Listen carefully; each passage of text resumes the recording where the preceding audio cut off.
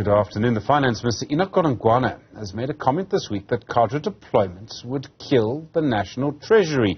As you know, Godongwana is, of course, a member of the ANC National Executive Committee, and Cadre deployment has been a long-running policy of the ANC. In fact, the DA has gone to court to argue that Cadre deployment is unconstitutional. Dr Ebrahim Harvey is a former trade unionist and a political analyst. Dr Harvey, good afternoon to you. I know you don't always agree with the Minister of Finance. Do you agree with him this time? Yes, Stephen, thanks for having me. No, I don't often agree with him, you're right, because you know what he does. I mean, I know him well together with Cyril from the COSATU days, 1980s. He toes the line, you know, surprisingly, given his background, socialist, Mao, NUMSA, etc. I think the left expected a lot more from him, but I think he's reading the signs. You got to see what's happened to this policy of the ANC. It's been taking a knock for a number of years, and there you had the DA winning this court case earlier in the year, I think January or December, which compelled the ANC to release the minutes and meetings of the deployment committee. And you'll see last year also Ramaphosa signed into law that in future any senior officials like city managers, mayors cannot belong to any political party. So you can see shifts. But I'll tell you what Enoch is doing there. He's anticipating, I believe, and I know him well enough, he's anticipating that the ANC is going to lose this case. It's going to be heard this month later on in the Gauteng High Court that the DA, we need to be thankful really, that the DA has come forward, you know, to tackle and to confront and hopefully I completely agree that it's completely unlawful and unconstitutional, and read the Zondo Commission reports. Already there he indicates quite clearly that Cadre deployment is probably unlawful and unconstitutional. But so Stephen, the reason why it's beyond its legal importance. It has massive implications. It is what the ANC has pursued from 1994. And I'll tell you, I did a piece for the Business Day a couple of years, and I cited a report from the Public Service Commission. This has been problems coming for a long time. And increasingly, obviously, the glaring incompetence of the ANC, besides the corruption, is why increasingly there's been a focus on the caliber and the quality of the people that they've deployed to various sites of the state and levels of government, etc., that's coming to the fore now. And I'll tell you frankly in public now, I hope the ANC is beaten. I hope that the DA wins this. And, you know, I think that the court decision will weigh heavily, take into account rather what the Zondo Commission of Inquiry said regarding, the inextricable links actually between state capture and corruption that the Cadre deployment policy of the ANC has facilitated, really. So, I mean, if Godongwana says that a Cadre deployment would kill the National Treasury, and Cadre deployment has been followed in all the other departments, well, we can look at the other departments and ask the question, what has it done there? And I suppose there the evidence will speak for itself, and every voter must make up their own mind as to what it's done.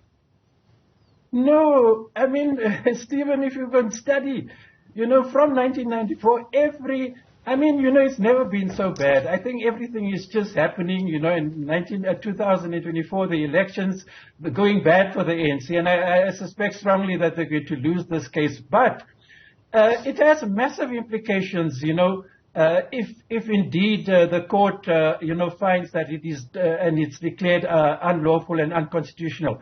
It's just that I think his experiences in Treasury, to be honest, I think he picks up from what he has seen in Treasury.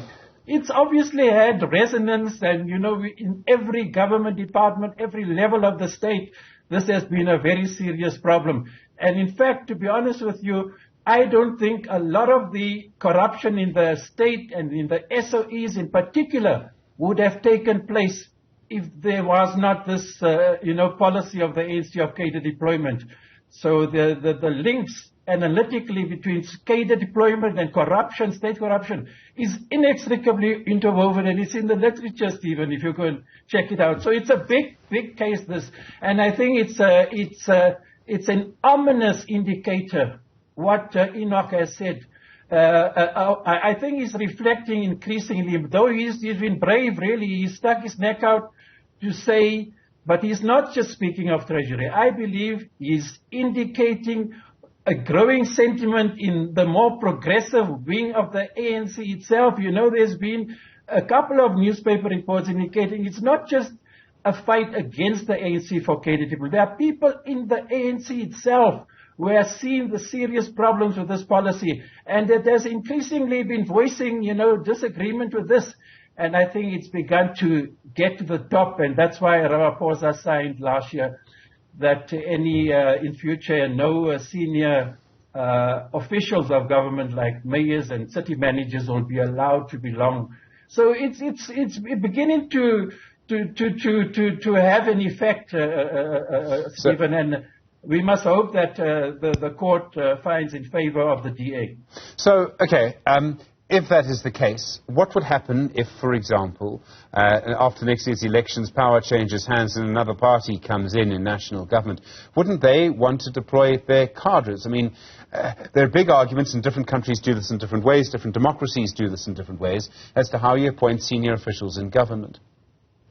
No. You see, the thing you're raising now, Stephen, you have to go and study this thing. It's true. It's true. Ramaphosa has tried to feebly say that. He says, no, look, throughout the world, ruling parties, parties that win elections, they do this.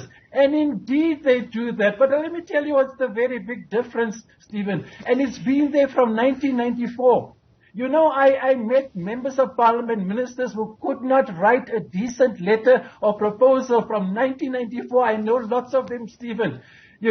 So this is it. The glaring incompetence, the mismanagement that we've seen across the state, that is the serious problem of cadre deployment in South Africa. The instances that you can refer to, or the levels of formal education, literacy, training, skills development across the world for lots of good reasons. And you'll find they're not largely in the third world. In the first world is much considerably higher. What did the ANC have in 1994? The ready-to-govern document of 1992 was an absolute and unmitigated lie, So much so that the former president of Motlanthe said to me, Ebrahim, I think you're right, this ready-to-govern document is false, it's misleading. And that's been the big problem. That's been the big difference too, Stephen, between the applicability when you want to defend cadre deployment and refer to Britain, the United States, you're missing the key thing. The poor caliber, the quality of people who've been deployed. Bantu education, so-called African people were right at the bottom of this hierarchical race class ladder. And you've seen it when the ANC won the 1994. Let me tell you, the previous chairperson, very quickly, of the ANC Deployment Committee said to me, absolutely, and he's one of the few ANC people who ever has been so frank about this. He said the biggest problem, if not the biggest problem of ANC rule, is that the people that he deployed to the state, Stephen, they should have educated and trained them. And, you've seen, but in the literature, bear in mind, there is a lot of overlap and linkages between corruption and incompetence. So it's a very serious thing, that we need to, Stephen, address more. It's not just the corruption. It's the level of education, the competency. I told you of Public Service Commission reports themselves. Can you believe that, pointing years ago? I cited it in a Business Day article. So this has been a growing problem. And I think the DA has picked up on this history, sure. And they've really done us all a great service to bring this thing to court, and hopefully, it's declared unlawful and unconstitutional. It should have never have been a practice. But the ANC was the dominant party. It won the 1994 elections, and you've seen over the past decade, their fortunes have been rapidly declining, in elections, and especially in local government elections, where they lost the powerhouse of production and nerve center of the economy. Gauteng in So 2019 and 2021. Dr. Harvey, if I may, sorry. So, okay, what would we replace cadre deployment with? Because the ANC's sort of argument in favour of it is that it's not enough to have someone who's technically competent, and I hear you. Qualifications matter, I agree with that, although not always, but they do matter. You still need someone who's going to implement the policy of the governing party. Now, I've seen, I think it's happened at least twice, I think in Cape Town once, in Joburg once, perhaps in Tshwane, where a city manager has been appointed by one party and stayed on when another party's taken over the municipality, and there's been no problem. Do we need a sort of bigger group of government officials who do that? Doesn't matter who's in power, they implement, and they implement policy, and they do it well. We need a group of people like that? Well, that is what exists in many other countries. You know, often when the politicians are thrown out with the elections, what the administrative machinery and backbone correctly continues. And this is it, the lack of professionalization, and the ANC itself now has begun to concede that, you know, and this is your answer. This is the answer. You know, a cadre deployment in the political sense, as we've said now, it happens around the world. But the very big difference is that in other countries, the bureaucracy of the state is highly professionalized, educated, trained, skilled. These people go for courses. I mean, you have to ask yourself, Stephen, really, all the ANC MPs, let's just take the 400 MPs from 1994. Go and look at the CVs of these people, you know, really. It leaves much to be desired, you know. I think we in for much better days, Stephen, if you have a highly professionalized, and the ANCs increasingly come to that realization at all levels of the state, at all levels, particularly local government level, you know, which is where, you know, all these service delivery issues have erupted. It's where I think the lack of skills and competencies are most glaring and their consequences most negatively felt. Dr. Ebrahim Harvey, thank you, political analyst. Strong views, as you can hear, of course, on the situation that we face in the country.